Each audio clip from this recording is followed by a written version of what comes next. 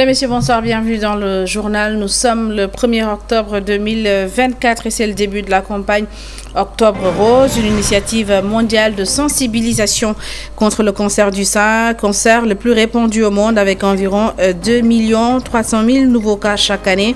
Au Sénégal, près de 1800 personnes sont diagnostiquées et dans le cadre de cette campagne, l'association Cancer du sein Sénégal a lancé son programme de sensibilisation.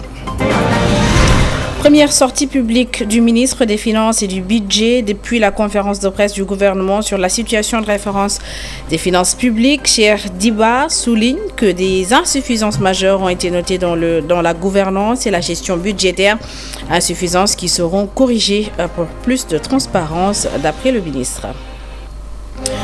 Et puis le ministre de l'Hydraulique et de l'Assainissement, Cheikh Tidiane Dièye, s'est rendu à Lobali, dans le département de Kanel, pour constater les dégâts causés par les inondations après le débordement du fleuve. Envahi par les eaux du fleuve, les populations sinistrées ont reçu la promesse d'un renforcement des actions d'urgence.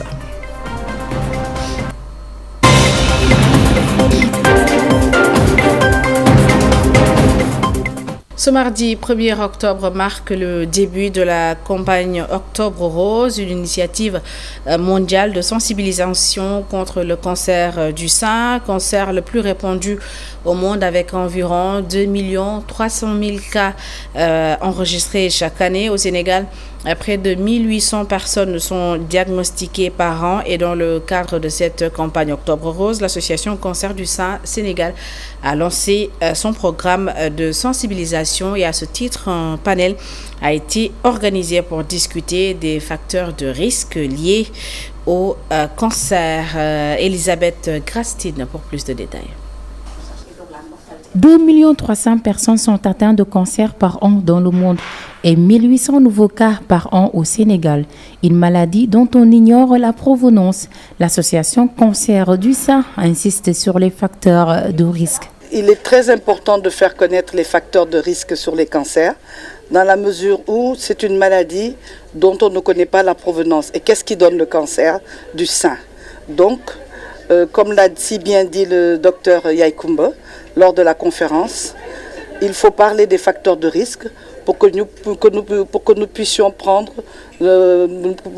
faire de la prévention. L'association a lancé un projet de vente de mousseaux roses, des mousseaux de 10 000 et 15 000 francs CFA pour alléger le coût du bilan d'extension fait avant la chimiothérapie et qui s'élève à 400 000 francs par patient. C'est que la prise en charge dans les cancers sont très élevés et que les moyens ne suivent pas. Donc, on a pensé à faire ce projet-là en mettant les mousseaux roses, qui est une façon pour nous de faire un appel de fonds et un appel surtout de solidarité. Durant cette campagne de sensibilisation tout au long du mois d'octobre, l'association Cancer du sein Sénégal lance un appel à toute la population et aux autorités. Nous voulions cette année impliquer toute la population sénégalaise. Nous avons lancé une vente de mousseaux roses dont les bénéfices iront dans la prise en charge des malades. Ces mousseaux-là sont à la portée de tout le monde. Nous lançons un message à toutes les femmes et notamment à nos 2 premières dames pour qu'elles soutiennent ce projet-là. Le tabac, l'alcool, la mauvaise alimentation ou l'héritage de germes pathogènes cancéreux sont entre autres les facteurs du risque du cancer du sein, une maladie qui n'épargne aucun pays du monde. L'association Cancer du sein Sénégal appelle au dépistage précoce. Le dépistage précoce qui justement reste le meilleur moyen pour lutter contre le cancer du sein, mais permet également de réduire le taux de mortalité selon le docteur Yaye Koumba Diouf Batili qui invite les femmes à se faire dépister. Nous l'écoutons. Les statistiques, de même que l'état des lieux du cancer du sein au Sénégal, partout dans le monde, actuellement pratiquement le cancer du sein constitue le premier cancer de la femme. Comme je l'ai dit dans la présentation, chaque année, on recense environ 2 300 000 personnes qui font un nouveau cancer du sein. Le Sénégal également a sa part dans la distribution. On a enregistré ici 1800 cas de cancer du sein chaque année au Sénégal. Les cancers, de façon générale, n'ont pas de cause. Ça veut dire qu'on ne peut pas dire que c'est ça qui entraîne le cancer du sein. Mais par contre, on a des facteurs qui ont pu être identifiés comme étant des facteurs qui, lorsqu'ils sont présents, augmentent le risque de survenue de ce cancer. Et parmi ces facteurs-là, il y en a qui sont très bien connus. C'est des facteurs sur lesquels on peut agir, mais malheureusement, il y a des facteurs sur lesquels on ne peut pas faire grand-chose parce qu'on ne peut pas avoir d'action sur ces facteurs-là. Le dépistage, vraiment, quand on le parle, c'est essentiellement la mammographie. La mammographie dans nos pays sera faite à partir de 40 ans et sera faite à une fréquence de tous les 2 ans. Chaque 2 ans, la mammographie devra être faite et ça nous permettra de trouver des cancers à un stade infraclinique, c'est-à-dire à un stade où on ne palpe pas encore la maladie, on pourra le retrouver avec la mammographie. Et à Kaolack, une campagne de vaccination contre le cancer du col de l'utérus a été lancée dans le département. Cette initiative cible des jeunes filles âgées entre 9 et 14 ans et en plus de la vaccination, des actions autour de l'hygiène menstruelle et le déparasitage sont également prévues. Écoutons à ce propos le docteur Elhadji Mamadou Ndiaye, directeur de la prévention. HPV+, c'est une initiative qui consiste à assurer la prévention du cancer du col de l'utérus chez les adolescentes âgées de 9 mois à 14 ans, plus d'autres initiatives permettant d'améliorer la santé de l'adolescente, notamment autour de l'hygiène menstruelle, mais également on en profite pour faire le déparasitage. Donc il s'agira donc de vacciner les adolescentes à partir de maintenant, et vous savez que nous sommes pratiquement à la veille d'Octobre Rose, et mais ça c'est une initiative de vaccination où les adolescentes seront convoquées, seront sur des rendez-vous, prendront leur vaccin contre le virus du papillome humain qui est à l'origine du cancer du col de l'utérus, lequel cancer, comme vous savez, est un fléau au Sénégal parce qu'assurant la mortalité de la plupart des femmes, bien sûr, suite à ce fléau. Le vaccin est disponible partout, dans tous les points de prestation. Ça, c'est grâce à l'État qui a donc acheté les vaccins. C'est des vaccins coûteux. Le Sénégal, je rappelle, est le premier pays de l'Afrique de l'Ouest à introduire ce vaccin. L'éducation nationale, parce que la cible 9 ans à 14 ans est une cible dont l'écrasante majorité se trouve dans les écoles. Il y a bien sûr des filles non scolarisées, mais elles sont également ciblées. Donc le réseau communautaire de la région de Kaolack est un réseau qui nous a attirés, ça c'est un. Mais Kaolack, la maladie ne se pose pas en tant que telle, de par son ampleur ou bien par sa prévalence au niveau de Kaolack d'une manière particulière.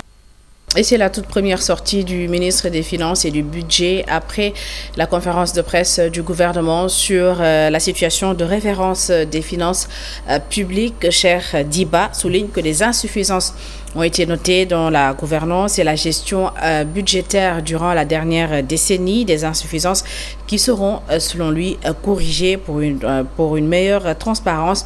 Cheikh Diba s'exprimait en marge d'une session consacrée à la revue du portefeuille des projets financés par la Banque mondiale. Aïssatou Ka et Moussa Fall pour les explications. Le Sénégal veut réorienter ses actions et aligner son portefeuille à ses nouvelles priorités. Pour le faciliter, le ministère des Finances et du Budget et la Banque mondiale procèdent à une revue du portefeuille de projets financés par la Banque mondiale au Sénégal. Nous devons veiller à ce que ces projets soient alignés non seulement avec nos objectifs de développement à long terme, mais aussi avec les besoins immédiats de nos populations, en respectant les exigences de performance et de transparence que nous nous sommes fixées. Il est donc impératif que notre portefeuille de projets soit orienté en fonction de nos nouveaux axes stratégiques afin de répondre aux priorités nationales et de garantir une meilleure allocation de nos ressources. Cette revue intervient après la présentation des résultats du rapport d'audit sur la gestion des finances publiques par le gouvernement. Un rapport, d'après le ministre, qui a révélé des insuffisances notoires dans la gouvernance et la gestion budgétaire. Cet exercice intervient peu après la présentation des résultats du rapport d'audit sur la gestion des finances publiques, commandité par les autorités. Dans la communication du gouvernement, le rapport met en évidence des insuffisances notoires et souligne des défis à relever pour optimiser l'usage efficient de nos deniers publics. Ainsi, la stratégie nationale de développement 2025-2029 les oblige à réorienter les actions afin de répondre aux priorités nationales. la nouvelle stratégie nationale de développement 2025-2029, qui s'inscrit dans la vision Sénégal 2050, nous impose de revoir notre approche pour une transformation économique et sociale durable. Nous devons œuvrer à promouvoir un développement endogène, axé sur la valorisation de notre capital humain et l'émergence de pôles territoriaux compétitifs. Le ministre des Finances réaffirme l'engagement du gouvernement à travailler en étroite collaboration avec la Banque mondiale et tous les partenaires au développement dans le seul but de participer pleinement à la transformation systématique de notre économie et au bien-être des populations. Et puis le ministre de l'Hydraulique et de l'Assainissement, Cheikh Tidiane Dièye, s'est rendu à Lobali, dans le département de Kanel, pour constater les dégâts causés par les inondations après le débordement du fleuve, envahi par les eaux du fleuve. Les populations sinistrées ont reçu la promesse d'un renforcement des actions d'urgence. Le ministre a également salué le travail des services déconcentrés sur place. Cheikh Tidiane Dièye est au micro d'Amadou Mardiallo. Nous sommes venus apporter le message de son Excellence le Président de la République et du Premier ministre, M. Ousmane Sonko, et de tout le gouvernement. Et quand je les cite, bien entendu, je cite tout le peuple sénégalais qui se mettent aujourd'hui résolument aux côtés de nos concitoyens sinistrés de cette zone. Vous savez qu'avec les crues du fleuve Sénégal que nous avons connus ces derniers jours, l'eau a débordé et a rempli certaines localités qui ont été coupés du reste des autres villages et qui ont été dans des difficultés. Mais je dois féliciter et remercier les services déconcentrés de l'État qui immédiatement se sont mobilisés pour apporter les premiers secours.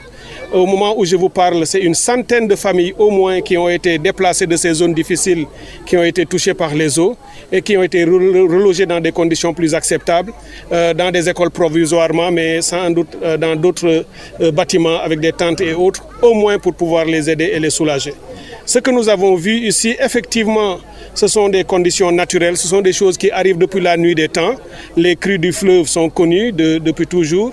Mais aujourd'hui, avec la croissance de nos populations et l'extension des villages et des différentes communes, quand le fleuve déborde, évidemment, ça touche aux populations. Et là, nous avons visité plusieurs maisons ici à Lobali, mais nous avons constaté les difficultés dans lesquelles ces populations se trouvent.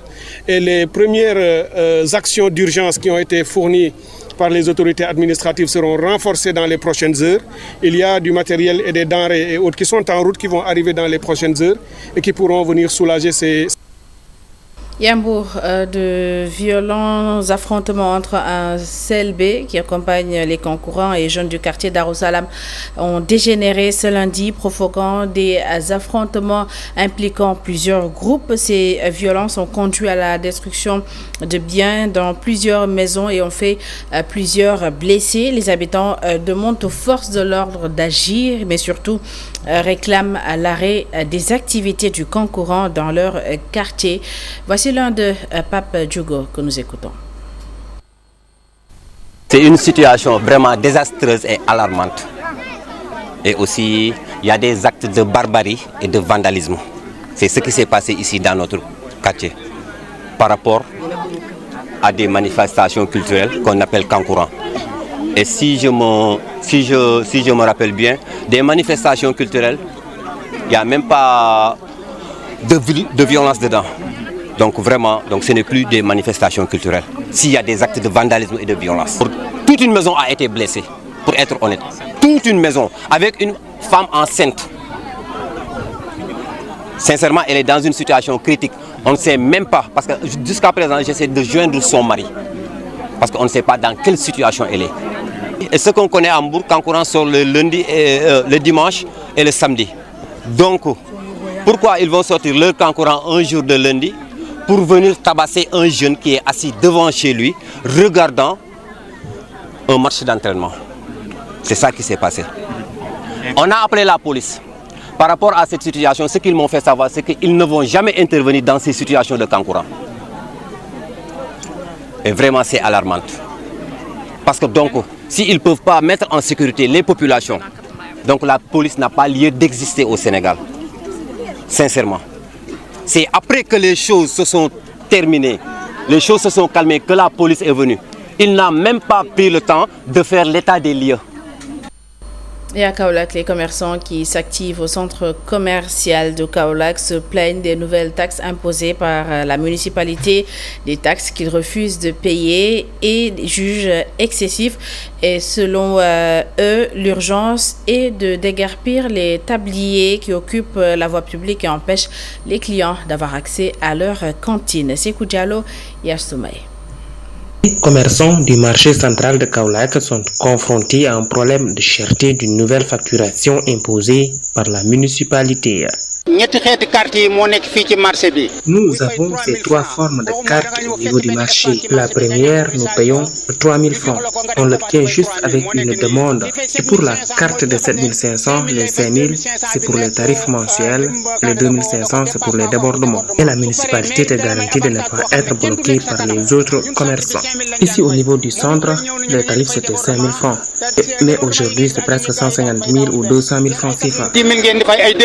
Ils sont catégoriques. Ils ne comptent pas payer ces nouvelles tarifs imposés. Nous sommes bloqués par des tables et ces tabliers ont des abris devant eux. Vraiment, ça dérange. Nous ne comptons pas payer.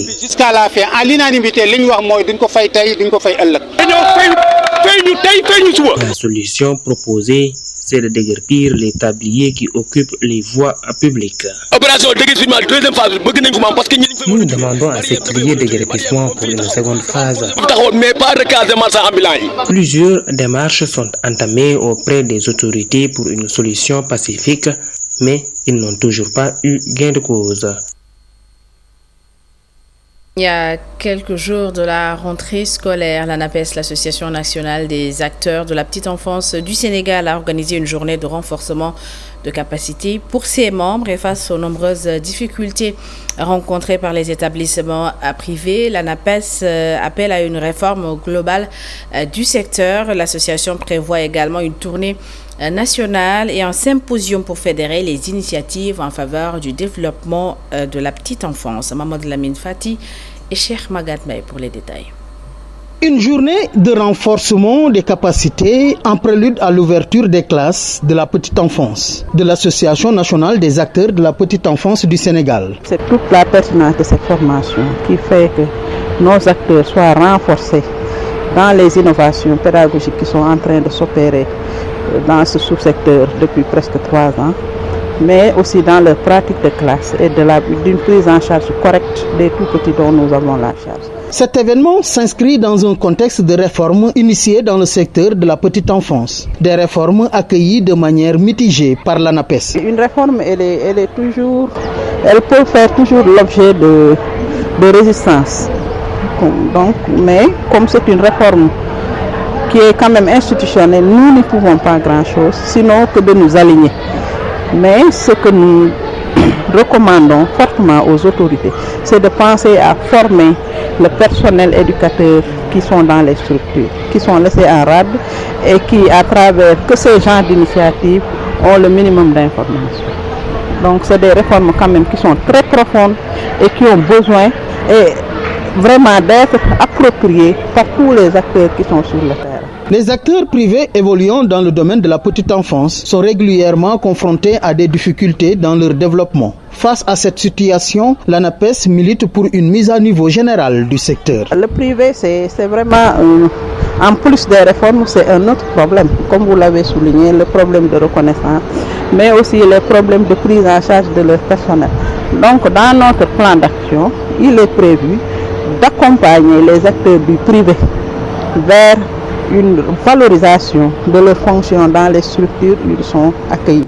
Dans le cadre du développement et de la promotion de la petite enfance, l'ANAPES envisage d'organiser une tournée nationale ainsi qu'un symposium réunissant l'ensemble des acteurs du secteur. Et dans le cadre de la lutte contre la migration irrégulière, l'État du Sénégal a mis en place le 6 mars 2024 le comité interministériel de lutte contre la migration irrégulière et pour une approche communautaire. Des comités régionaux et départementaux sont en train d'être mis en place. Thiès a démarré avec la mise en place du comité régional de lutte contre la migration irrégulière de Thiès. Il a été installé à la gouvernance et l'objectif est d'assurer la coordination des actions en matière de migration et de surveillance frontière. Voici à ce propos Modou Diagne, il est le secrétaire permanent du CILMI. Il est au micro d'Isidore Alexandre Sen.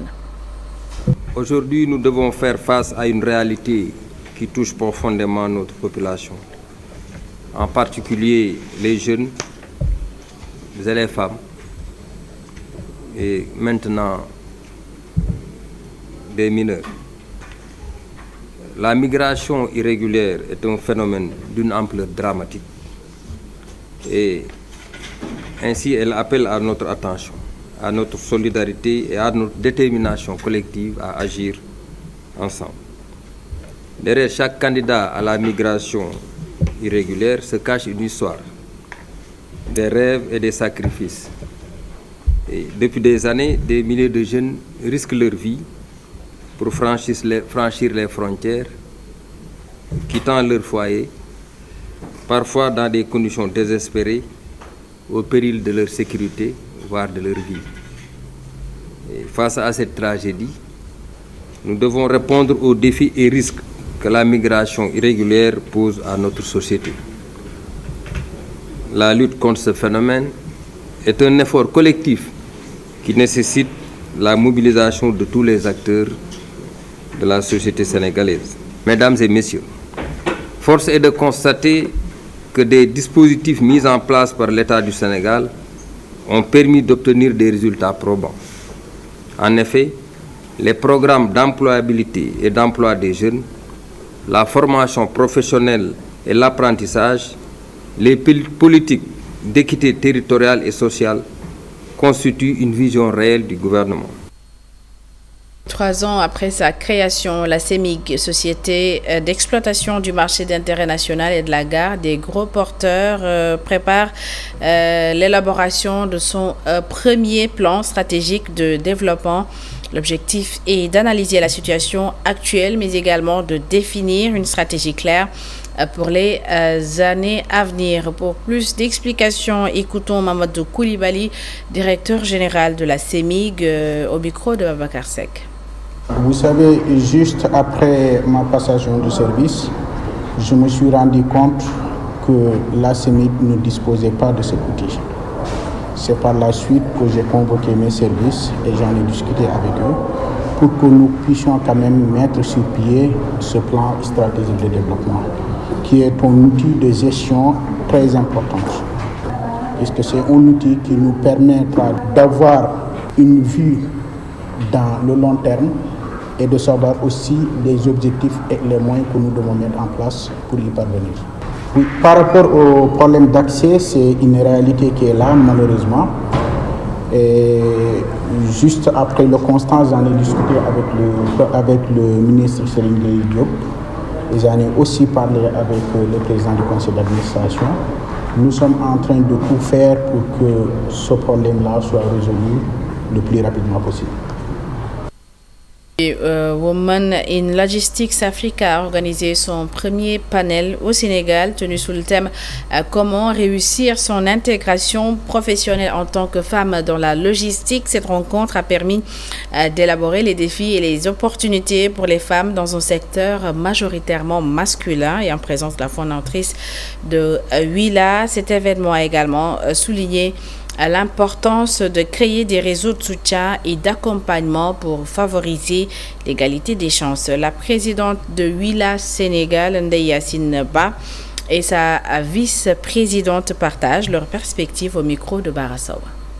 Willa Sénégal a pour mission aussi non seulement de garantir le développement de ces femmes, de leur leadership, d'inspirer d'autres femmes, mais aussi et surtout de mettre en place un programme d'onboarding qui va plutôt influencer les jeunes dames cadrées bien évidemment et les aider à intégrer le métier et à pouvoir connaître les tenants et les aboutissants de ce métier-là. Aujourd'hui, nous parlons de logistique, mais nous parlons aussi de femmes.